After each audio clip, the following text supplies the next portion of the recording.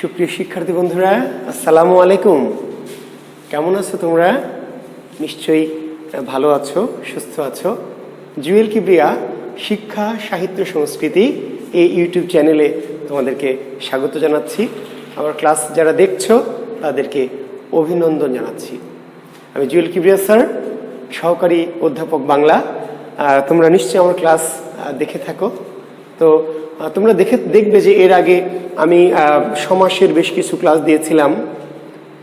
এর মধ্যে অব্যয়ভাব সমাস চেনার কৌশল তোমাদের শিখিয়েছিলাম, দ্বন্দ্ব কর্মধারয় সমাস চেনার পদ্ধতিগুলো দিয়েছিলাম এবং দ্বন্দ্বের প্রকারভেদ, কর্মধারয়ের প্রকারভেদ, উপমান, উপমিত, রূপক। নিশ্চয়ই তোমরা সেই ক্লাসগুলি দেখেছো।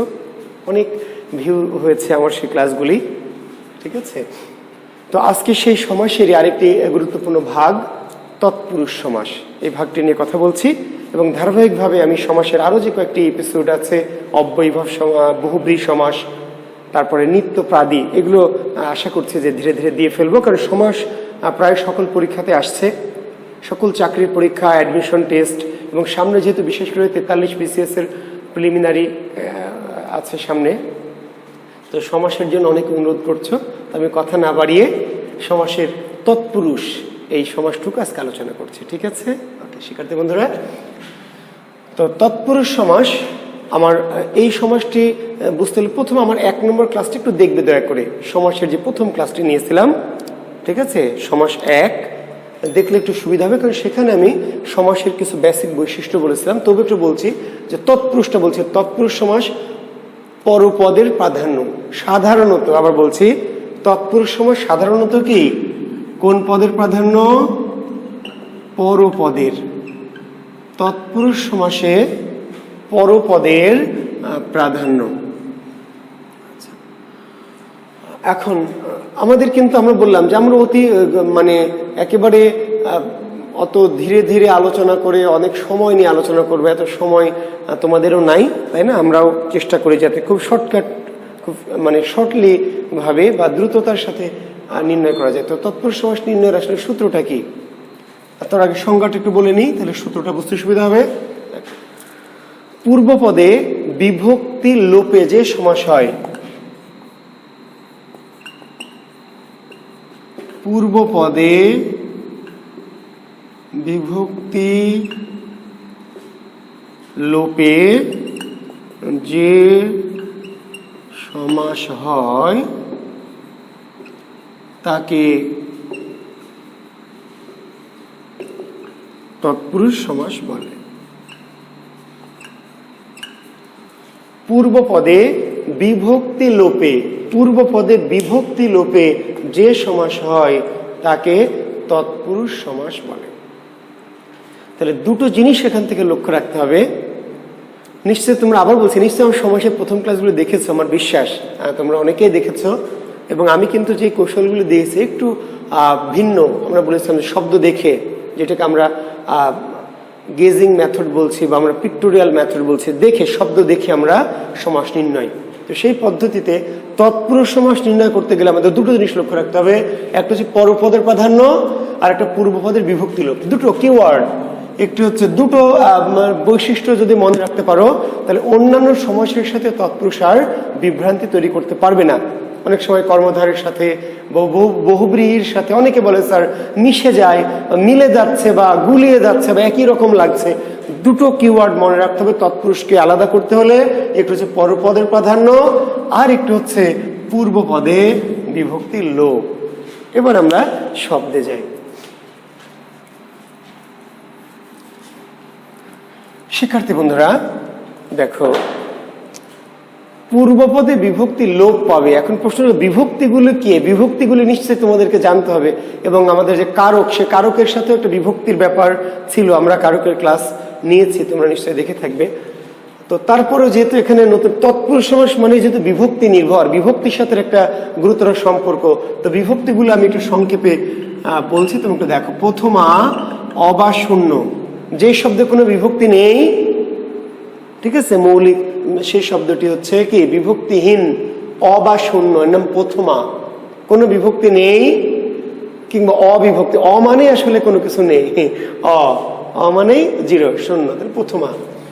তো সমাসের ক্ষেত্রে সেটা আমাদের দরকার নেই। দ্বিতীয়া কে রে, তৃতীয়া কি দ্বারা, দিয়া দিয়ে কর্তৃক, চতুর্থী কি কে রে জন্য নিমিত্তে, পঞ্চমী হলো হতে থেকে চে, পঞ্চমী হতে থেকে চে, ষষ্ঠী র এর, সপ্তমী হলো এ অন্তস্থ এবং তে। দেখতে পাচ্ছ নিচের লেখা দেখা যাচ্ছে? হ্যাঁ দেখা যাচ্ছে। তাহলে এই চিহ্নগুলির নাম কি? বিভক্তি সূচক চিহ্ন, বিভক্তি সূচক চিহ্ন। তাহলে যেখানে কোনো বিভক্তি নেই, শূন্য বা অবিভক্তি, তার নাম প্রথমা, কে রে থাকলে দ্বিতীয়া, দ্বারা দিয়া দিয়ে কর্তৃক থাকলে তৃতীয়া, কে রে বা জন্য নিমিত্ত থাকলে চতুর্থী, হতে থেকে চেয়ে থাকলে পঞ্চমী, র এর থাকলে ষষ্ঠী এবং এ অন্তস্থ তে, এই চিহ্নকে বলা হয় সপ্তমী। শিক্ষার্থী বন্ধুরা, এই যে বিভক্তির চিহ্নগুলি বলছে পূর্ব পদে বিভক্তির লোপে, অর্থাৎ সমাজবদ্ধ শব্দ যে পূর্ব পদ তার সাথে এই চিহ্নগুলি থাকার কথা ছিল, কিন্তু সমাসে এসে লোপ পেয়েছে। এই কথাটা আমি ব্যাখ্যা দিব। আগে এই চিহ্নগুলো নিশ্চয়ই তোমরা অনেকে জানো আগে থেকে, আমার বিশ্বাস। আর যারা জানো না তারা একটু লিখে নিয়ে মনে রাখবে। আমি মুছে দিলাম। তাহলে এখন একটা জিনিস মনে রাখবে, যে একটা হচ্ছে সমাসবদ্ধ শব্দ আর একটা হচ্ছে ব্যাস বাক্য বা বিগ্রহ বাক্য, দুটো জিনিস। একটা হচ্ছে সমাস শব্দ, কি শব্দ? সমাস শব্দ। আর একটির নাম হলো ব্যাস বাক্য বা বিগ্রহ বাক্য। শিক্ষার্থী বন্ধু, তোমরা কি বলতে পারবে যে কোনটা আগে, সমাসবদ্ধ শব্দ আগে নাকি ব্যাস বাক্য বিগ্রহ বাক্য আগে? জানো, ব্যাস বাক্যের অপর নাম বিগ্রহ বাক্য। তাহলে আগে কিন্তু ব্যাস বাক্য বা বিগ্রহ বাক্য, সেখান থেকে সংক্ষিপ্ত হয়ে সমাস শব্দ।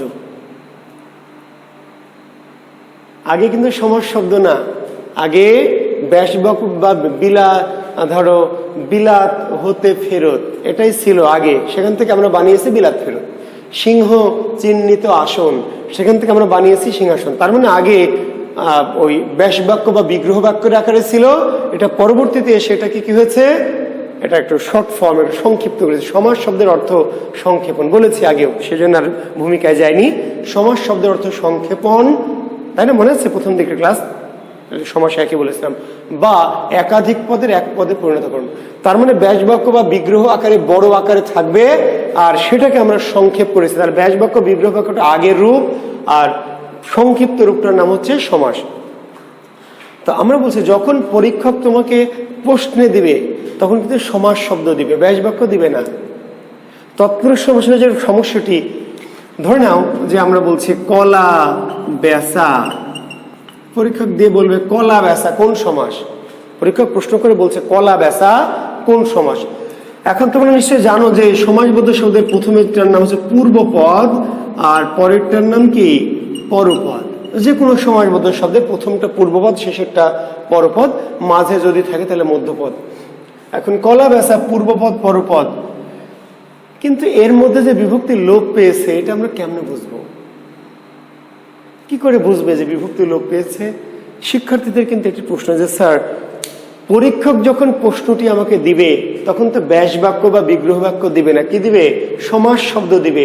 আর সমাস শব্দ তো বিভক্তি থাকবে না, লোপ পেয়েছে। তো লোপ যে পেয়েছে এটা আমি কেমন করে বুঝবো? ঠিক আছে? তো এই যে কলা বেচা, এই কলা বেচা আসলে পরীক্ষক যেটি করছে যে বিভক্তিটা লোপ করে দিয়েছে, এইটা এই জন্যই তো এটা তৎপুরুষ। বিভক্তি যদি লোপ না করতো তাহলে তো তৎপুরুষ হতো না। তাহলে কলা বেচা আসলে ছিল কি? কলা কে বেচা। কলা বেচা মূলত ছিল কি? কলা কে বেচা। এখন পরীক্ষা, এটা ছিল ব্যাস বাক্য। ঠিক আছে, আমি যদি এখানে লিখি তাহলে ছিল কলাকে বেচা। সেটা যখন আমরা সমাস করেছি তখন পূর্বপদের সাথে যে কে, এটা লোপ পেয়েছে। পরীক্ষক তোমাকে বিভক্তিটা লোপ করে দিবে, পূর্বপদ আর পরপদ দিবে, আর পূর্বপদ পরপদ থেকে তোমাকে বুঝে নিতে হবে যে এই পূর্বপদের সাথে একটা বিভক্তি ছিল। কিভাবে বুঝে নিতে হবে? দুই ভাবে। একটি হচ্ছে ব্যাস বাক্য পড়ে, আর আরেকটা আসলে পড়ার দরকার নাই। স্বাভাবিক সেন্স, একটা অনার্স পড়ুয়া, মাস্টার্স পড়ুয়া ছাত্রের স্বাভাবিক বুদ্ধাঙ্ক বা স্বাভাবিক যদি ব্রেনের মানটা ঠিক থাকে, তাহলে কলা বেচা এটা সে বুঝতে পারবে, কলা কে বেচা। রথ দেখা, একটা শব্দ রথ দেখা, তো রথ দেখা আসলে কি? রথ কে দেখা, রথ কে দেখা। ছেলে ভোলানো, ছেলে ভোলানো, তো ছেলে ভোলানো আসলে এটা কি ছিল? মূলত ছেলে কে ভোলানো, ছিল ছেলে কে ভোলানো, ছেলেকে ভোলানো। আর পরীক্ষক কি করেছে? অর্থাৎ এই যে পূর্বপদ যে ছেলেকে, এই কেটা বাদ দিয়ে, বিভক্তিটা বাদ দিয়ে বানিয়েছে ছেলে ভোলানো। তাহলে পূর্বপদের বিভক্তি লোপ করে দিয়েছে বলেই তো, বা লোপ হয়েছে বলেই তো এর নাম তৎপুরুষ। এর নাম কি? তৎপুরুষ। এখন ধরো বলছে বিলাত ফেরত, আমরা একটু আগে একটি শব্দ শুরু করেছিলাম, বিলাত ফেরত। আর পরীক্ষক যখন প্রশ্ন করবে তখন কি বিলাত থেকে ফেরত এইটা দিবে নাকি বিলাত ফেরত দিবে বলতো? আসলে পরীক্ষক বিভক্তিটা লোপ করে, তার মানে ব্যাস বাক্য বিভক্তি সহজ ছিল, পরীক্ষক তো আমাকে ব্যাস বাক্য দেবে না, সমাস শব্দ দিবে। সমাস শব্দ মানে পরীক্ষক লোপ করে পূর্বপদটা দিয়েছে, পরপদটা দিয়েছে, আর থেকে বিভক্তিটাকে বাদ করে দিয়েছে। এখন পূর্বপদ পরপদ দুটো দেখে এর সাথে যে বিভক্তি ছিল এটা আমাকে বুঝতে হবে যে বিলাত ফেরত মানে আসলে বিলাত থেকে ফেরত। স্কুল পালানো, তো স্কুল পালানো আসলে এটা দেখে বুঝতে হবে স্কুল পালানো মানে কি? স্কুল থেকে পালানো, থেকে, স্কুল থেকে পালানো। জেল খালাস, তাই না? জেল খালাস পরিমণি না, কিন্তু জেল খালাস, যে জেল থেকে খালাস, জি জেল নাকি জেলকে খালাস। স্যার আপনি বললেন রথ দেখা, রথকে দেখা, ছেলে ভোলানো, ছেলেকে ভোলানো, তাই না? কলা বেচা, কলাকে বেচা, তো জেল খালাস, জেলকে খালাস, স্কুল পালানো, স্কুলকে পালানো না। তো আপনি একটু বুঝতে পারছেন না যে আসলে স্কুল থেকে পালানো। ঋণ মুক্ত, তো ঋণ থেকে মুক্ত। তো এই যে থেকে লোপ পেয়েছে, থেকে কোথায় ছিল? কোথায় দিয়েছিলাম? পঞ্চমীতে, হতে থেকেছে। প্রাণ প্রিয়, প্রাণ প্রিয়, প্রাণ প্রিয় আসলে প্রাণের চেয়ে প্রিয়, সে প্রাণকে প্রিয় না, প্রাণের চেয়ে। তাহলে এটা এখন এখানে আরেকটা জায়গায় কনফিউশন তৈরি হবে। আমি কিন্তু চেষ্টা করি সব সময়, আমি জানো যে আমার ক্লাসের বৈশিষ্ট্য যে আমি একটু সাধারণ কথাবার্তা তো বলি, পাশাপাশি চেষ্টা করি যে যেই শব্দগুলি বা যেই কারণে ছাত্ররা সমাস একটির সাথে আর একটি কনফিউজড হয় সেই জিনিসগুলো একটু ক্লিয়ার করতে চেষ্টা করি। দেখো একটি শব্দ আমরা যখন লিখছি, আমরা যখন করেছি যে ধরো সিংহাসন, শিক্ষার্থী বন্ধুরা লক্ষ্য করো, সিংহাসন, এখানেও কিন্তু পূর্বপদ সিংহ, পরপদ আসন, পূর্বপদ সিংহ, পরপদ আসন। তো এটা ব্যাস বাক্য ছিল কি? সিংহ চিহ্নিত আসন, সিংহ চিহ্নিত আসন। এখন দেখো এইটা কিন্তু ছিল মূলত ব্যাস বাক্য বা বিগ্রহ বাক্য আকারে, সেখান থেকে আমরা কি করেছি? সংক্ষেপ করেছি। সংক্ষেপ করেছে বলে তো সমাজ ঘটেছে। এটা দেখো পূর্বপদ সিংহ আছে, আছে, শেষ পদ পরপদ আসন আছে, আছে, মধ্যপদ চিহ্নিত লোপ পেয়েছে। এখন কেউ যদি বলে স্যার বিলাত থেকে ফেরত, সেক্ষেত্রে পূর্বপদ বিলাত আছে, পরপদ ফেরত আছে, মধ্যপদ থেকে লোপ পেয়েছে। স্কুল আছে, পালানো আছে, থেকে লোপ পেয়েছে। এখানে সিংহ আছে, আসন আছে, চিহ্নিত লোপ পেয়েছে। তাহলে একই রকম, অনেকটাই একরকম, অনেকটাই, কিন্তু একদম এক রকম। চিহ্নিত ওটা একটা শব্দ লোপ পেয়েছে, পদ, এটা পদ, কিন্তু থেকে এটা বিভক্তি। এই ক্ষেত্রে পার্থক্য। একটা মধ্য পদলোপী কর্মধারায় আর একটা তৎপুরুষ। এখানেও পূর্বপদ পরপদ আছে, পূর্বপদ পরপদ আছে, মাঝের শব্দটা লোপ পেয়েছে। এখানেও পূর্বপদ পরপদ আছে, মাঝেরটা লোপ পেয়েছে। পার্থক্যটা কি? এটা হলো চিহ্নিত একটা পদ, একটা শব্দ থেকে এটা একটা বিভক্তি। তাহলে ওই যে আমি সিম্বল যেগুলো লিখে দিলাম সেগুলোর নাম বিভক্তি। ওইগুলি যখন বাদ যাবে, লোপ পাবে, তখন সেটিকে আর আমরা কর্মধারায় বলতে পারবো না, তৎপুরুষ। কেন? যে বিভক্তি লোপ পেয়েছে, তাই না?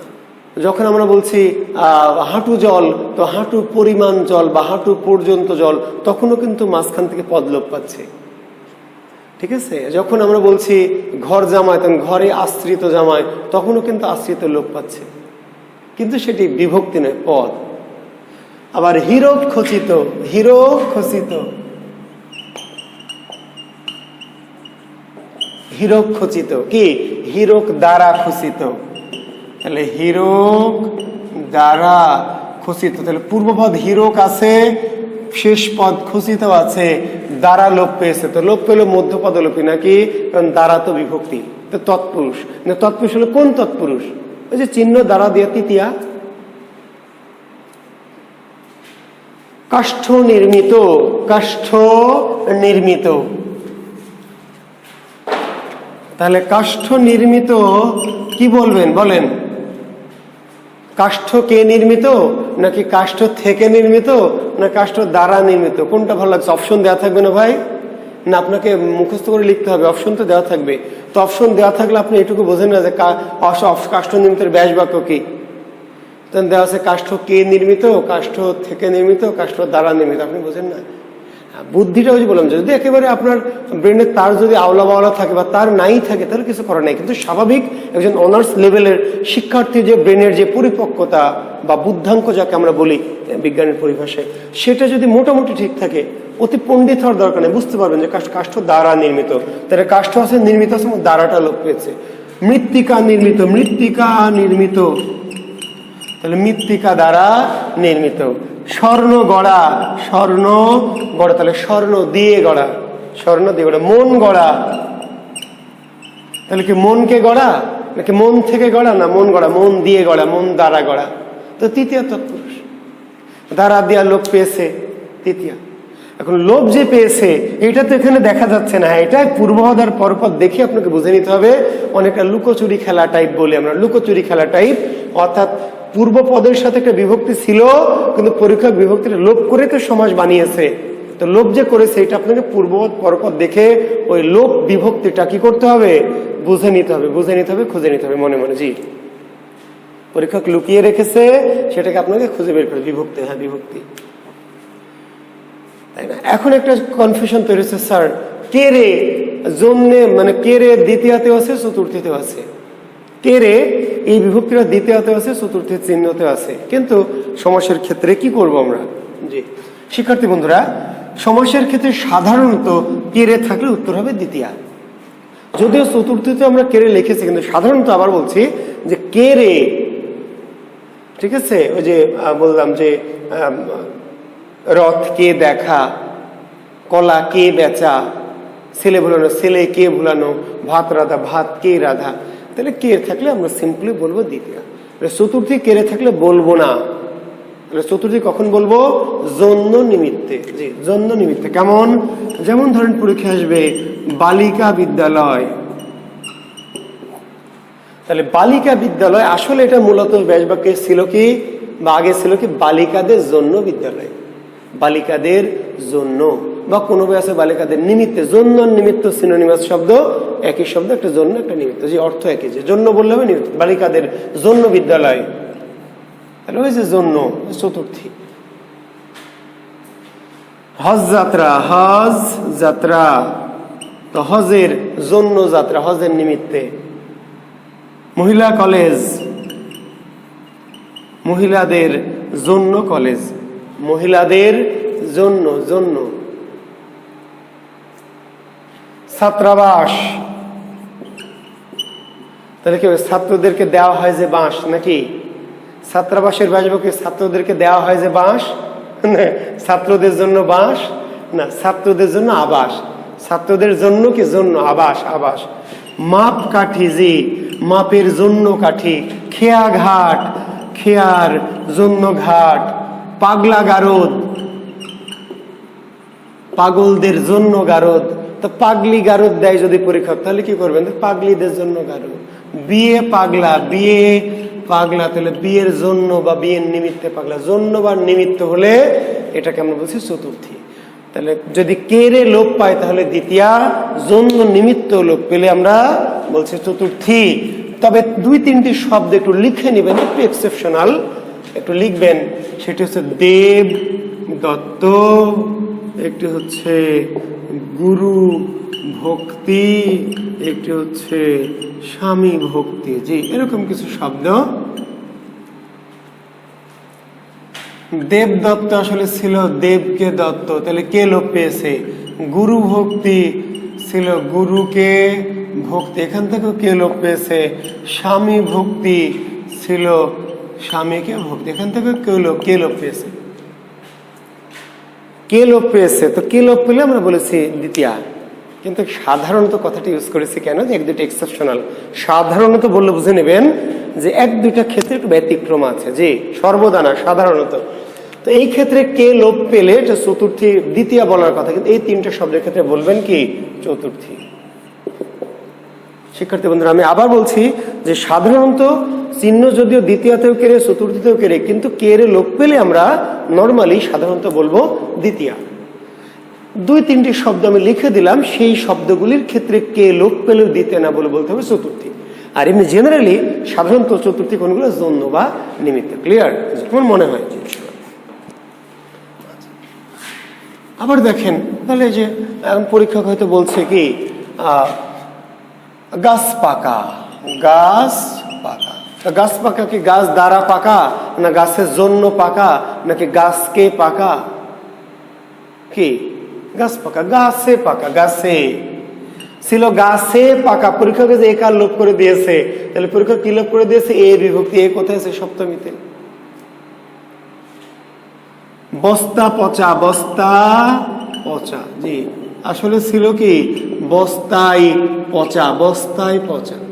জি, বা কোনো বইয়ে লেখা আছে বস্তাতে পচা, কোনো সমস্যা নাই, কোনো সমস্যা এই জন্য নাই যে বস্তায়, তাও অন্তস্থ লোপ পেয়েছে, তে লোপ পেয়েছে। অন্তস্থ লোপ পেলেও যা, তে লোপ পেলেও তাই, কারণ দুটো একই জায়গায় আছে। কোথায় আছে? সপ্তমীতে।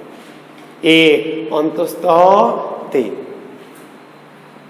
রাত কানা, রাত কানা কি? রাতের জন্য কানা, না রাত দ্বারা কানা, না রাতকে কানা, না রাত থেকে কানা? কি? রাত কানা, রাতে কানা। দিন কানা, দিনে কানা। তাল কানা কি? চোখে তাল পড়ে যে কানা, তাই না? যে তাল পোড়াতে গিয়ে তাল গাছের দিকে তাকিয়েছে আর চোখের পর ঠপাস করে তাল পড়ে কানা হয়ে গেছে, এজন্য তাল পড়ে যে কানা, না তাল কানা, তালে কানা। বাকপটু, বাকে পটু। দিবা নিদ্রা, দিবাই নিদ্রা, বা কোনো বই আছে দিবাতে, কোনো সমস্যা নেই। দিবাই অন্তস্থ, দিবাতে তে, অন্তস্থ তে এ, সপ্তমী।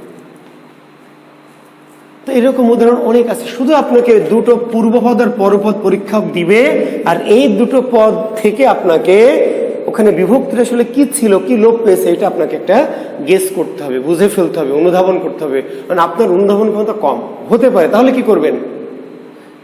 বললাম যে সবার অনুধাবন ক্ষমতা তো আসলে সমান না, বা যেমন ম্যাচুরিটি হওয়ার কথা ব্রেনের আপনার হয়নি নানান কারণে, তো কি করবেন তাহলে? তাহলে হাল ছেড়ে দেবেন না, তাহলে আপনি বেশ বাক্যগুলো একটু বই থেকে পড়ে মনে রাখবেন।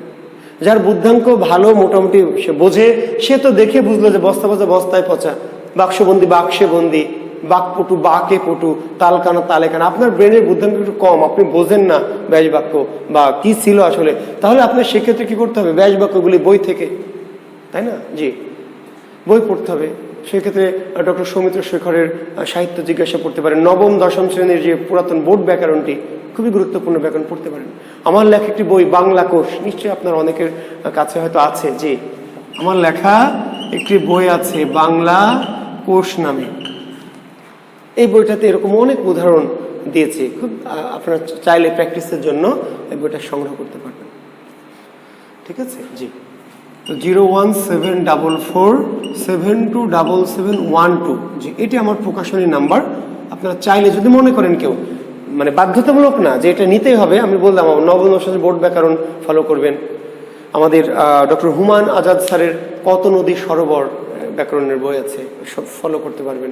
সৌমিত্র শেখর স্যারের বইটি ফলো করতে পারবেন, বাজারের প্রচলিত অন্য কোনো বই ফলো করতে পারবেন। জি, আর আমার বইটি বাংলা কোষ, এই বইটাতে আমার স্টাইলে ফলো করা আছে, আপনারা চাইলে। তো প্র্যাকটিসের জন্য শুধু, কিন্তু বুঝিয়ে দিলাম যে আমি কিভাবে আসলে আমরা নির্ণয় করছি, তাই না? আচ্ছা, তো এখন ধরেন পরীক্ষক দিবে কি রাজপুত্র, কি দিবে? আচ্ছা, রাজপুত্র দিবে নাকি পরীক্ষক রাজার পুত্র দিবে? কোনটা দিবে বলেন? রাজপুত্র দিবে না রাজার পুত্র দিবে? পরীক্ষক যখন প্রশ্ন করবে আপনাকে, বিসিএস বা পিএস মানে ব্যাংকার্স বা যেখানে করুক, তাহলে এই শব্দটা প্রশ্ন দিবে না এটা দিবে? পরীক্ষক এইটা দিবে। মানে পরীক্ষকে যে যে বিভক্তি ছিল এটা তো দিবে না রে ভাই, ওটা তো লুকিয়ে রাখবে। এটাই তো পরীক্ষকের কাজ, যে আপনি বোঝেন কিনা। তাহলে রাজার পুত্র ছিল, কিন্তু পরীক্ষক কি রয়েরটা কেটে দিয়ে দিয়েছে রাজপুত্র। পূর্বপদ রাজ, পরপদ পুত্র। পূর্বপদ পরপদ দিয়েছে, বিভক্তিটা লোপ করে দিয়েছে।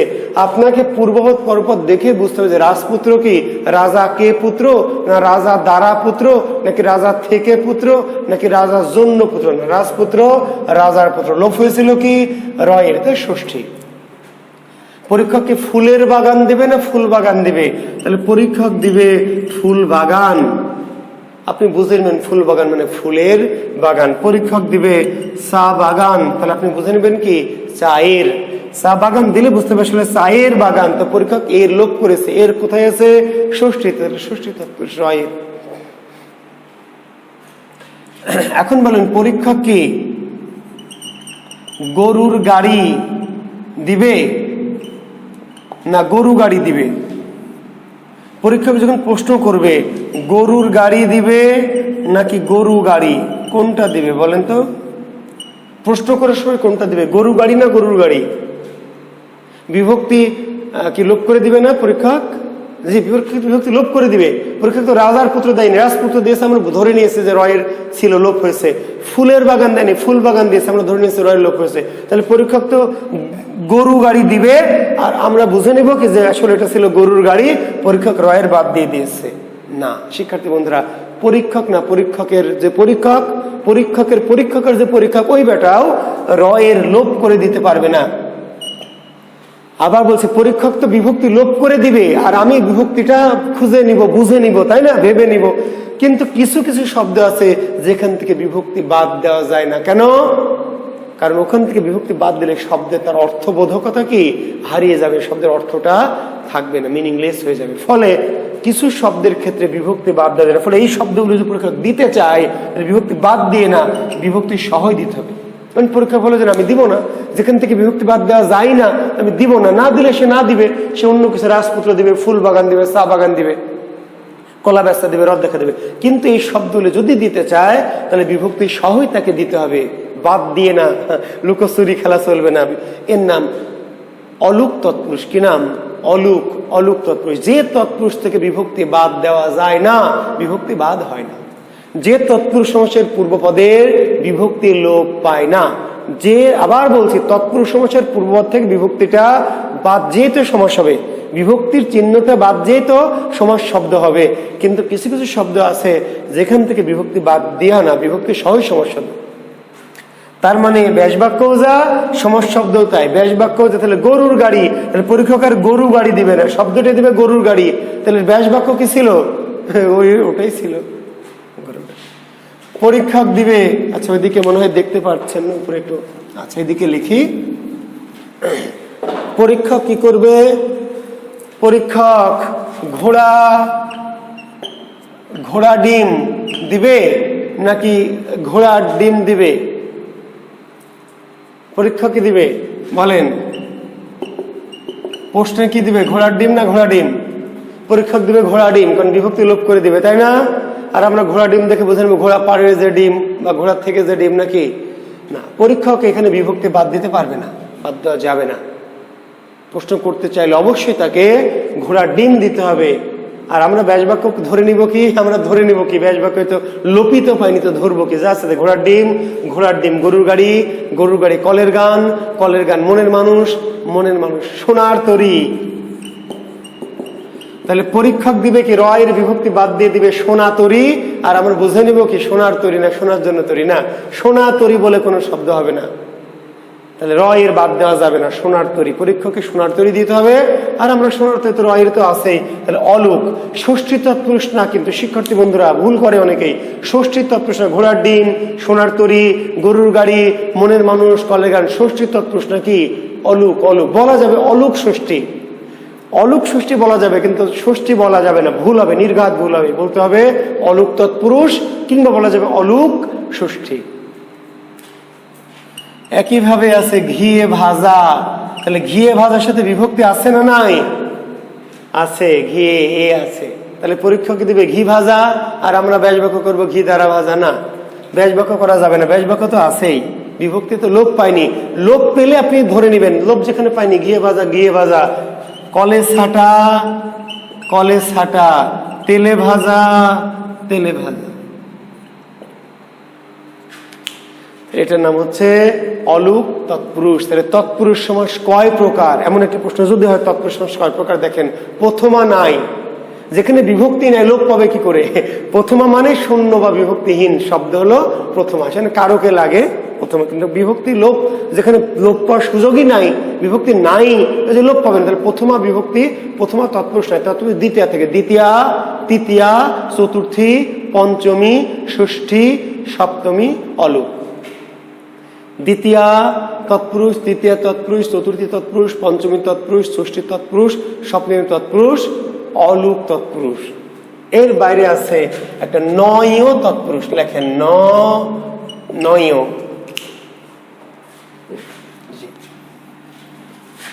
নয়। আর একটি আছে উপপদ তৎপুরুষ, জি,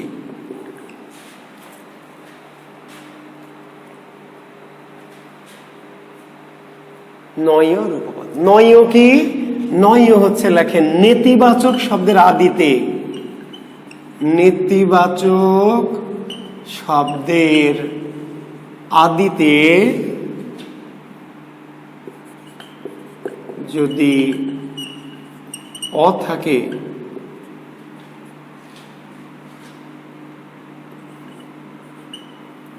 তাহলে সাধারণত জি, সাধারণত মানে এক দুটি এক্সেপশন থাকতে পারে, নয় তৎপুরুষ। নেতিবাচক শব্দের আদিতে দুটো শর্ত, শব্দটা নেতিবাচক হতে হবে, আর আদি মানে প্রথমে থাকবে কি অ, তাহলে সাধারণত নয় তৎপুরুষ হয়। যেমন কি শিক্ষার্থী বন্ধুরা, যেমন দেখো অ জানা, অ সেনা, অ দেখা, অ সময়, অ বিশ্বাস, অ সুর, অ ঘাট, অ কাল ইত্যাদি অনেক শব্দ আছে, অনেক, অনৈক্য, অনাবাদী, অনাচার, অনাহুত। নেতিবাচক শব্দ শুরু হয়েছে কি দিয়ে? অ দিয়ে, সাধারণত নয় তৎপুরুষ। ব্যাসবাক্য কি? অজানার ব্যাসবাক্য, অ ইজ ইকাল টু নয়, নয় জানা, বা কোনো বইয়ে নয়ও নাই, শুধু ন, অ ইজ ইকাল টু ন জানা, ন সেনা, ন দেখা, ন সময়, ন বিশ্বাস, ন সুর, ন ঘাট, ন কাল। তো আপনি ন না দিয়ে নয় দিবেন, শব্দটা একটু যদি মনে করেন একটু ভালো দেখাবে, জি, কিন্তু শুধু ন দিয়েও করা যাবে। তাহলে অজানা নয় জানা, অসেনা নয় সেনা, অদেখা নয় দেখা, অসময় নয় সময়, অবিশ্বাস নয় বিশ্বাস, অসুর নয় সুর, অঘাট নয় ঘাট, অকাল নয় কাল, অনৈক্য নয় ঐক্য, নয় তৎপুরুষ। তবে তবে একটু শর্ত বলতে, তবে কিছু কিছু বিশেষ ক্ষেত্রে এমন ঘটছে যে অ দিয়ে শুরু হয়েছে কিন্তু সেটাকে অব্যয়ীভাব বলছে। কেমন করে বলবে? নয় তৎপুরুষ এবং নয় বহুব্রী দুটো ক্ষেত্রে নয় তৎপুরুষ হবে কিন্তু অব্যয়ীভাব। অবিশ্বাস, পরীক্ষা বলছে বিশ্বাসের অভাব, বিশ্বাসের অভাব অবিশ্বাস, একটা বই দেওয়া আছে তখন তো অব্যয়ীভাব। সময়ের অভাব অসময়, জানার অভাব অজানা, চেনার অভাব অচেনা, সুরের অভাব অসুর, কালের অভাব অকাল। যদি বলে তাহলে অব্যয়ীভাব হবে। বিকল্পে নয় তৎপুরুষ থাকলে সাধারণত হবে না, নয় তৎপুরুষ থাকলে হবে না, নয় এগুলো মূলত নয় তৎপুরুষ। অ দিয়ে যদি নেতিবাচক শব্দ শুরু হয় তাহলে সাধারণত নয় তৎপুরুষ, তবে বলছে বিকল্পে নয় তৎপুরুষ কোনো অপশনে নাই, সেই ক্ষেত্রে এগুলোকে কিন্তু অব্যয়ভাব, অভাব অর্থে অব্যয়ভাব, অমিল, নয় মিল, জি, কিন্তু বলছে মিলের অভাব বলা যাবে, ভুল হবে না। তবে নয় তৎপুরুষ নেতিবাচক শব্দ, নয় তৎপুরুষ, নয় তৎপুরুষ না থাকলে ঠিক অভাব অর্থে অব্যয়ভাব বলা যাবে। জি, এগুলো একটু সমস্যার জটিলতা আর কি, এগুলোকে আপনাকে কাভার করতে হবে, নাহলে কিছু করার নেই। আর দু একটি শব্দ যেমন একটু লিখবেন অবুজ, একটু লিখে নেন অবুজ, তারপর লেখেন একটা অকেজো, লেখেন অপয়া। জি,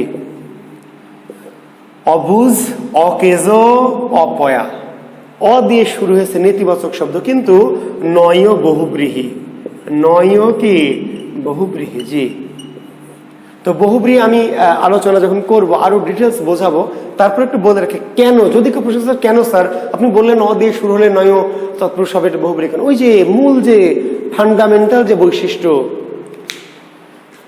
একটা হচ্ছে পরপদের প্রাধান্য আর একটা কোনো পদের প্রাধান্য। এখানে একটা ঝামেলা আছে, প্রত্যেক সমাসের একটা ফান্ডামেন্টাল বেসিক বৈশিষ্ট্য আছে, উভয় পদের প্রাধান্য নাকি পরপদের প্রাধান্য নাকি পূর্ব পদের প্রাধান্য, কোনো পদের প্রাধান্য নয়। যখন আমরা বললাম যে অসেনা, তো সেনাটার প্রাধান্য, অদেখা দেখার প্রাধান্য, অসময় সময়, অবিশ্বাস বিশ্বাসের প্রাধান্য, কিন্তু অবুজ বুঝের প্রাধান্য না। অবুজ মানে বুঝ নাই যার, এমন একজন ব্যক্তি। অবুজ মানে বুঝ আসলে এখানে কোনো বিষয় নেই, বুঝ বলে কোনো কিছু নাই, সময় বলে একটা বিষয় আছে, বিশ্বাস বলে একটা বিষয় আছে, সুর একটা জিনিস আছে, ঘাট বলে একটা। তার মানে যখন পরপদের অর্থবোধকতা থাকবে, পরপদকে বুঝাবে, তখন এটা তৎপুরুষ। কিন্তু অবুঝ, বুঝ বলে কিছু নাই, অবুঝ মানে যার বুঝ নেই এমন একজন ব্যক্তি হচ্ছে অবুঝ। অকেজো, কেজো বলে কোনো কিছু নেই, যাকে দিয়ে কাজ হয় না, যা দিয়ে কাজ হয় না তা সেই বস্তুটা, সেই ব্যক্তিটা হলো অকেজো। অপয়া, পয়া বলে কিছু নাই, জি, যাকে দেখলে, যার মুখ বা চেহারা দেখলে দিন ভালো যায় না, অমঙ্গল হয়, ওই ব্যক্তিটি হলো অপয়া। তার মানে পয়া শব্দটির প্রাধান্য না, শব্দটি কার, যাকে দেখলে, যেই ব্যক্তিকে দেখলে পয়া হয় না, পয়মন্ত হয় না বা মঙ্গল হয় না। তো আমরা ওই যে মূল কিছু কিছু ক্ষেত্রে কেন এরকম কনফিউশন আসলে এই জন্য যে আমরা তো একটু টেকনিক বলছি, কৌশলের কথা বলছি, কিন্তু ব্যাকরণের ওই যে ফান্ডামেন্টাল যে বৈশিষ্ট্য, যে পরপদের প্রাধান্য পরপদের অর্থকে বোঝায় নাকি পূর্বপদের অর্থকে বোঝায় নাকি উভয় পদের অর্থকে বোঝায় নাকি কোনো পদের অর্থকে বোঝায় না। প্রথম ক্লাসটা অবশ্যই দেখবেন, যে কোনো সমস্যা আমরা তো আলাদা করে অব্যয়ভাব দিচ্ছি, একদিন একদিন তৎপুরুষ দিচ্ছি, একদিন বহুব্রীহি দিচ্ছি, কিন্তু এগুলো দেখার আগে অবশ্যই আপনাকে আমার সমস্যার যে 1 নম্বর ক্লাস করতেই হবে। সেই দিন আমি একদম ফান্ডামেন্টাল জিনিসগুলো একটু আলোচনা করেছি, বুঝতে পারলেন? জি, তাহলে অবুজ, বুঝ নাই যার, অবুজ বুঝ নাই যার, অকেজো কাজ নাই যার, অপয়া পয়া নাই যার। জি, নয় বহুব্রীহি। তাহলে খুব সিম্পল, যদি সাধারণত অ দিয়ে শুরু হয়, নেতিবাচক শুধু অ দিয়ে শুরু হয়, তাহলে নয় তৎপুরুষ। আমরা দেখলাম অজানা, অচেনা, অদেখা, অসময়, অবিশ্বাস, অসুর, অঘাট, অকাল, অলৌকিক, হ্যাঁ, অনৈক্য, অনাবাদী, অনাচার, অনাহূত, অনাসৃষ্টি, অনেক কিছু। কিন্তু 3টি শব্দ আমরা দেখলাম যে অ দিয়ে শুরু হয়েছে কিন্তু বহুব্রীহি। তাহলে মনে রাখলেন, একটু মনে রাখতে হবে যে, আর যদি কেন, ওই যে বললাম কেন বুঝিয়ে দিলাম, সেটা যদি বোঝেন, তো সবসময় তো আপনি মিনিংগুলো বোঝেন না, কারণ সব সে ছাত্র তো এত বেশি হয়তো গভীরভাবে ভাবনাটা থাকে না। তারপর জেনে রাখলেন যে অবুঝ, বুঝকে বোঝেন, যার বুঝ নেই। অকেজো, যাকে দিয়ে কাজ হয় না, বস্তুটা, বস্তুটার প্রাধান্য, কাজের প্রাধান্য, প্রাধান্য কার, যন্ত্রটার বা ব্যক্তিটার বা বস্তুটার। জি, অপয়া, যাকে দেবে। নয় বহুব্রীহি। আর নয় তৎপুরুষের যে শব্দগুলো আমরা বললাম, অবিশ্বাস, নয় বিশ্বাস, নয় সময়, নয় সেনা, নয় জানা, নয় সুর, নয় ঘাট, অমিল, নয় মিল, কিন্তু অমিল নয় মিল, মিলের অভাব, বিশ্বাসের অভাব, জানার অভাব, সেনার অভাব, সুরের অভাব। জি, তাহলে অব্যয়ভাব, অভাব দিলে অব্যয়ভাব। এখন ব্যাস বাক্য তো থাকবে না, ব্যাস বাক্য যদি না থাকে তাহলে মূলত ধরে নেবেন নয় তৎপুরুষ, ব্যাস বাক্য না থাকলে নয় তৎপুরুষ ধরে নেবেন। ব্যাস বাক্য যদি থাকে তাহলে অভাব দিয়ে থাকলে অব্যয়ভাব, নয় দিয়ে থাকলে নয় তৎপুরুষ। ব্যাস বাক্য নাই, এই শব্দগুলো বলেছে কোন সমাস, তাহলে নয় তৎপুরুষ। কিন্তু অপশনে নয় তৎপুরুষ নাই, তাহলে উত্তর দিবেন না। ব্যাস বাক্য না থাকলেও, অপশনে নয় তৎপুরুষ না থাকলেও বিকল্প উত্তর দেওয়া যাবে কি অব্যয়ভাব। ধরে নিতে হবে যে হ্যাঁ, তৎপুরুষ না হলে এটি অব্যয়ভাব হতে পারে। তবে আবার বলছি, ব্যাস বাক্য নাই, সেক্ষেত্রে নয় তৎপুরুষ অব্যয়ভাব দুটোই যদি থাকে, দুটোই, তাহলে অবশ্যই অব্যয়ভাব না, অবশ্যই নয় তৎপুরুষ। আর যেখানে নয় তৎপুরুষ নাই তখন বিকল্পে। জি, তাও যদি না বোঝেন তাহলে আমার কিছু করার নাই। শেষ তৎপুরুষের নাম উপপদ, একটু লিখে নেবেন। জি, পরপদ ক্রিয়ার সাথে, অনেক লম্বা ক্লাস হয়ে গেল, আপনারা হয়তো বিরক্ত হবেন, অনেকক্ষণ হয়ে গেছে। লেখেন পরপদ জি ক্রিয়ার সাথে পূর্বপদ বিশেষ্যের যে সমাস হয়, পূর্বপদ বিশেষ্যের সমাস হলে তাকে উপপদ তৎপুরুষ সমাস বলে। পরপদ ক্রিয়ার সাথে, পরপদ ক্রিয়ার সাথে পূর্বপদ বিশেষ্যের সমাস হলে, পরপদ ক্রিয়ার সাথে পূর্বপদ বিশেষ্যের সমাস হলে তাকে উপপদ তৎপুরুষ সমাস বলে।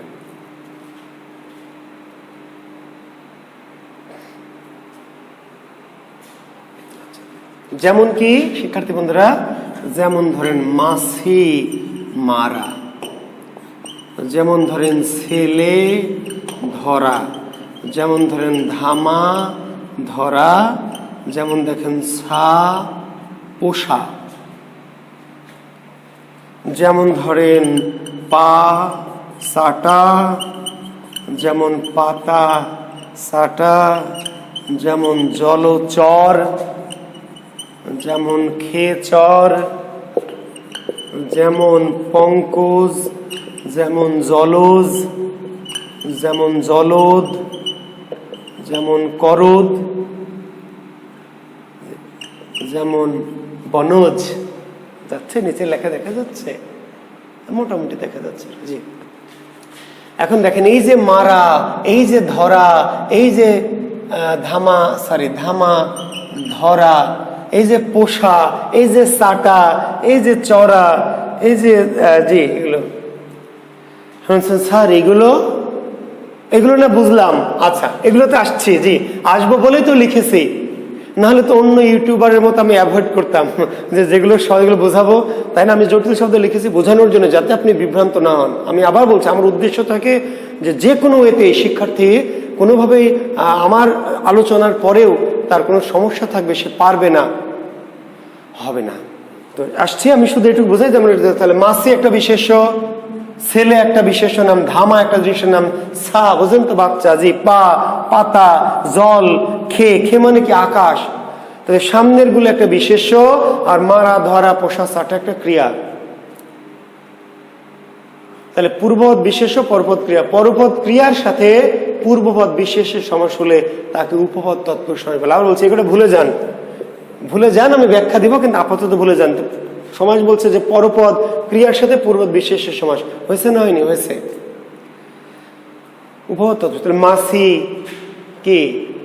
মাছি মারে যে, মাছি মারা, মাছি মারে যে, মাছিকে মারা না, ছেলে ধরে যে, ধামা ধরে যে, ছা পোষে যে, পা সাটে যে, পাতা সাটে যে, জলে চরে যে, খে আকাশ, আকাশে চরে যে।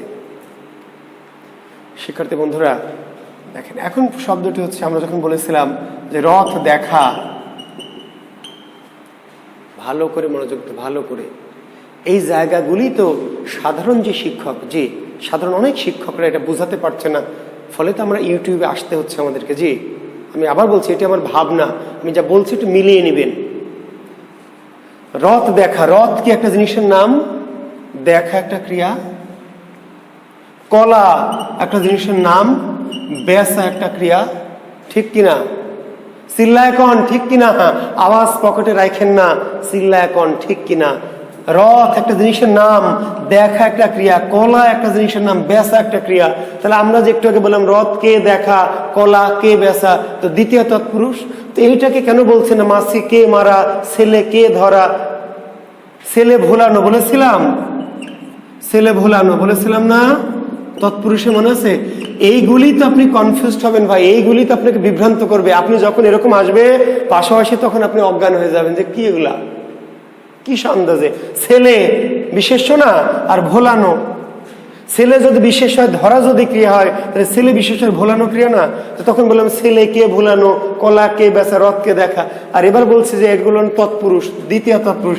এবার বলছে মাসি মারে, যে কেন মাসিকে মারা, ছেলেকে ধরা, ধামাকে ধরা, সাকে পোষা না। কেন? ওই জিনিসটা বুঝতে হবে। বুঝলে আর আপনাকে বিভ্রান্ত করতে পরীক্ষক পারবে না। পরীক্ষককে খালি বলবেন যে প্রশ্ন খালি করে দেখেন, টের পাবেন। জি, জুয়েল কিবরিয়া শিক্ষার্থীকে লেড়েছেন, বাঘের লেজ দিয়ে আঙ্গুল চুলকিয়েছেন। জি, আসলে মাছ রথ দেখা মানে রথটাকেই দেখা, কলা বেচা মানে কলাই বেচা, ছেলে ভুলানো মানে ছেলেকেই আমরা ভুলাতে চাই। জি, ছেলে ভুলাতে চাই। ছোট বাচ্চা হলে তাকে ভুলাতে চাই, বড় ছেলে হলে ভুলাতে চাই। ছেলে ভুলানো মানে ছেলেই ভুলানো, কলা বেচা মানে কলায় বেচা, রথ দেখা মানে রথই দেখা। কিন্তু মাছি মারা মানে আসলে মাছি মারা না। এই ক্ষেত্রে একটা জান, মাছি মারা মানে মাছি মারা না ভাই। মাছি মারলে মাছি মারা হয় না। আমার খাবার একটা মাছি বসেছে, আমি মারলাম, তাহলে আমি কি মাছি মারা জুয়েল কিবরিয়া? না, আমি প্রফেসর জুয়েল কিবরিয়া, আমি সহকারী অধ্যাপক জুয়েল কিবরিয়া। আমি সারাদিন মাছি মারলেও আমি মাছি মারা না। জি, আর একজন কেরানি, ওকে বলছে মাছি মারো, কিন্তু মাছি মারে না, সারা জীবন কোনো মাছি মারেনি, তো বন্যা মাছি। আসলে মাছি মারা বলতে একটু কি নিম্নার্থে, নিম্ন বৃত্তি বা পেশার মানুষকে, গরিব মানুষ বা নিম্ন বৃত্তি বা পেশার মানুষকে বোঝায়। তার মানে এই সাধারণ ক্রিয়ার সাথে এটার, এই যে বললাম যে এইখানে একটা কৃদন্ত আমরা বলি, কি বলি? কৃদন্তের প্রাধান্য। উপপদ তৎপুরুষে ব্যাকরণ বলে দিয়েছে যে ওই সাধারণ কাজ না, একটু বিশেষ যে ক্রিয়াটা আছে, এই ক্রিয়াটা, এই যে দেখেন পাঁচ আটা, তার মানে যদি কেউ পাঁচ আটে, সে পাঁচ আটা না। বুঝলেন? পাঁচ আটলে পাঁচ আটা হয় না। যে আমি আলিয়া ভট্টের পাঁচ আটি, তাহলে আমি পাঁচ আটা না। আবার পা না সেটও পাঁচ আটা। মন্ত্রীর সামনে গিয়ে জি জি স্যার, জি স্যার, জি জি ঠিকই বলেছেন, জি স্যার, আপনি যা বলেন না স্যার, আপনার কথা শুনলেও স্যার আপনি কেমন করে এত সুন্দর করে বলেন, আপনি যা আপনার মানে আমি পাঁচ আট, আসলে পাঁচ আটিনি, পা না সাটলেও পাঁচ আটা, কিন্তু আমি পাঁচ আটছি, তবু পাঁচ আট হবে না। মানে পাঁচ আটা দ্বারা আসলে চাটাকে বোঝানো হয়নি। মাছি মারা বলতে মারাকে বোঝানো হয় না। ছেলে ধরা, আসলে আমার ছেলে আমি ধরবো না, আমার ছেলেকে আমি ধরবো না, ধরবো না, তাহলে আমি ছেলে ধরা না রে বাবা। আমার ছেলে আমি ধরবো, তোমার ছেলে তুমি ধরবা, তো তুমি কি ছেলে ধরা? ছেলে তো ধরতে হবে। আমার মিসেস এখন ব্যস্ত আছে, রান্না করছে, বাচ্চাটা জ্বালাচ্ছে, আমার ছেলেকে আমি ধরবো না? ছেলেটা ধরো, তো ধরলাম, তাহলে আমি কি ছেলে ধরা না? ছেলে ধরা বলতে ধরা বোঝানো হয়নি এখানে, বিশেষ বৃত্তি, বিশেষ বৃত্তি বা পেশা। ধামা ধরা, ধামা ধরলেই ধামা ধরা না, ধামা ধরার দরকার নেই, তোষামোদকারী বা ইত্যাদি। তাহলে আমার মনে হয় দেখেন, এই যে আমি পার্থক্যটা কেন দেখাচ্ছি, আমি চ্যালেঞ্জ করে বলছি, এই যে আমি যেভাবে বুঝালাম, কারণ আপনি বিশেষ্য ক্রিয়া বাংলাদেশের যত চ্যানেল, আপনি ইউটিউব চ্যানেল দেখেন, যত শিক্ষকের ক্লাস করবেন না, প্রশ্ন করবেন না, উত্তর দিতে পারবেন না। আপনি অনেক বাঘা কোচিং এ ক্লাস করেছেন, আমি জানি, বাংলাদেশের সেরা কোচিং, অনেক দামি কোচিং, নাম বলছি না, কিন্তু আপনি যদি প্রশ্ন করেন যে একই বিষয় ব্যাখ্যা দিতে পারবে না বলে আমার বিশ্বাস। জি, বিশ্বাস না হলে একটু দেখবেন, ট্রাই করে দেখবেন। তাহলে আমরা বলছি এখানে রথ দেখাও ক্রিয়া, বিশেষ্য ক্রিয়া, কলা বেচা, ছেলে ভোলানো, তাই না? জি, কিন্তু এই ক্ষেত্রে মাছি মারা বিশেষ। তাহলে পার্থক্য কি? এখানে হচ্ছে সাধারণ ক্রিয়া, রথকে দেখা, কলাকে বেচা, ছেলেকে ভুলানো, মেয়ে পটানো, মেয়েকে পটানো, ভাত রাধা, ভাতকে রাধা। কিন্তু মাছিকে মারা না, ছেলেকে ধরা না, পাকে চাটানা। এখানে বিশেষ ধরনের একটা বিশেষ অর্থ, চাটা বোঝায় না, মারা বোঝায় না, ধরা বোঝায় না, পোষা বোঝায় না, একটা বিশেষ। সা পোষা, আমার একটা মুরগির বাচ্চা পুষি বা কবুতরের বাচ্চা পুষি, আমি কি সা পোষা? না। আমি বিশেষ ক্যাডার, আমি সরকারি কলেজের সহকারী অধ্যাপক, আমি যতই সাপোষি, যতই বাসায় আমি গরু ছাগলের বাচ্চা পুষি, আমাকে কেউ বলবে না সাপোষা কিবরিয়া, বলবে না জীবনে, বলবে সহকারী অধ্যাপক কিবরিয়া। সাপোষা দ্বারা আসলে সাধারণ গরিব মানুষ, নিম্ন শ্রেণী, সাপোষা সাধারণ সহজ সরল, যে বোকাশোকা মানুষ, সাপোষা নিম্নবিত্ত মানুষ। জি, আমার মনে হয় যে আপনারা বুঝতে পারছেন। এইদিকে একটু আসি, শিক্ষার্থী বন্ধুরা, জলজ, পঙ্কজ, আপনি বলছেন স্যার আপনি যতক্ষণ ব্যাখ্যা দিলেন বিশেষ্য ক্রিয়া থাকবে, বিশেষ্য ক্রিয়া থাকবে, তো এখানে পদেতে একটা বিশেষ্য ক্রিয়া কই? পদই যেখানে একটা, সেখানে বিশেষ্য বাক্য হয়, ক্রিয়া বাক্য হয়। আপনি যে ব্যাখ্যা দিলেন যে বিশেষ্য ক্রিয়া, ক্রিয়ার সাথে বিশেষের, শিক্ষার্থী বন্ধুরা এখানে দুটি পদ আছে, যদি না থাকতো, দুটি পদ যতক্ষণ না থাকবে ততক্ষণ এটি সমাস হবে না। তো আপনাকে বলেই দিয়েছে এটি কোন সমাস, এটি কোন সমাস মানে এটি সমাস বলেই দিল, কোন সমাস মানে এটি সমাস। তো সমাস যদি আসলে দুটি পদ আছে না, যে আছে, তবে এই ক্ষেত্রে হয়েছে কি দুটি পদ একসাথে জোড়া লেগে গেছে। যে আপনারা যেমন দুজন, তাই না, সুমি আর সুমন, রুমি আর রুমন, দুজন আলাদা থাকার কথা, কিন্তু মাঝে মাঝে কি করেন, জোড়া লেগে যান। জান না ভাই? জি জান তো, সময় সুযোগ অনুকূল পরিবেশ পেলে জোড়া লেগে যান। জি ঠিক তেমনি কিছু কিছু শব্দ আছে আসলে এখানে পঙ্ক আর অজ, অজ পঙ্ক পূর্বপদ, আর এখানে কি আছে অজ, এই অটা পঙ্কের সাথে যুক্ত হয়ে গেছে। জল আর অজ, জল আর অদ, অদ মানে দেওয়া দান করা, কর আর একটা অদ, বন আর একটা অজ। এই অদ মানে দেওয়া দান করা, আর অজ মানে জন্মানো। তাহলে একটা পঙ্ক, জল, কর, বন এগুলো একটা জিনিসের নাম, বিশেষ্য, আর পিছনে অজ বা অদ এগুলো ক্রিয়া, দেওয়া, জন্মানো। তো এই যে দুজন জোড়া লেগে গেছে বলে একটা পদের মতো লাগছে। আবার বলছে যদি একটি পদ হয় তাহলে এই ব্যাটা কোনোভাবেই সমাস হতে হলে কমপক্ষে দুটো পদ হতে হবে, বেশি হলে হতে পারবে। তাহলে দুটি পদ, তাহলে পঙ্কজ, পঙ্কে জন্মে যা, মানে জন্ম, পঙ্কে জন্মে যা, জলে জন্মে যা, জল, জল দেয় যা, কর দেয় যা, করদ এই যে আমি কর দেই, জি করদ, বনজ, বনে জন্মে যা, স্থলজ, স্থলে জন্মে যা, খেসর, আকাশে চড়ে যা।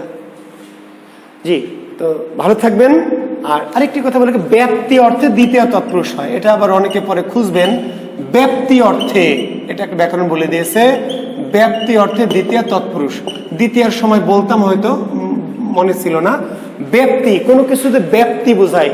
তো সাধারণত আমরা বললাম দ্বারা দিয়া, সরি কেরে হলে দ্বিতীয়, বলেছি কেরে হলে দ্বিতীয়, কিন্তু কেরে না থেকে ব্যাপ্তি থাকলেও দ্বিতীয়। চির সুখী, তাহলে আপনি বলছেন না যে চিরকে সুখী, চিরকাল ব্যাপিয়া সুখী, চিরকাল ব্যাপিয়া, তাহলে এই ক্ষেত্রে দ্বিতীয়, কিন্তু আমার দ্বিতীয় চিহ্ন নাই। বিভক্তি না থেকেও দ্বিতীয় তৎপুরুষ হবে যদি কোনো শব্দের মধ্যে ব্যাপ্তি থাকে, ব্যাপ্তি, জি ব্যাপ্তি। চিররুগ্ন, চিরকাল ব্যাপিয়া রুগ্ন। ক্ষণস্থায়ী, ক্ষণকাল ব্যাপিয়া স্থায়ী। দীর্ঘস্থায়ী, দীর্ঘকাল ব্যাপিয়া স্থায়ী। ব্যাপ্তি অর্থে, কি অর্থে? ব্যাপ্তি অর্থে দ্বিতীয় তৎপুরুষ সমাস হয়। আর বিভক্তি থাকলে তো হয়, বিভক্তির যে ব্যাপার সেটা তো আছেই, তার সাথে অতিরিক্ত আপনি বিভক্তি খুঁজবেন যে স্যার আপনি বলেন বিভক্তি লোপ পেলে দ্বিতীয় তৎপুরুষ কেড়ে লোপ পেলে, এখানে তো কেড়ে লোপ পায়নি, কেড়ে তো নাই, এখানেও নাই ব্যাস বা কেন চিরকাল ব্যাপিয়া সুখ, তো বিভক্তি লোপ পেল কই? তো বিভক্তি লোপ না পেলেও দ্বিতীয় হবে, যদি কি লোপ পাই? ব্যাপ্তি, ব্যাপ্তি, এটাকে বলে ব্যাপ্তি অর্থে দ্বিতীয় তৎপুরুষ। ধন্যবাদ, শুভকামনা। জি আমার ইউটিউব চ্যানেলটি সাবস্ক্রাইব করবেন, ভালো লাগলে একটু বন্ধু বান্ধবদের বলবেন, আর নিজেরা একটু বিশেষ করে দেখবেন, পড়াশোনা করবেন, ভালো থাকবেন, শুভকামনা, আল্লাহ হাফেজ।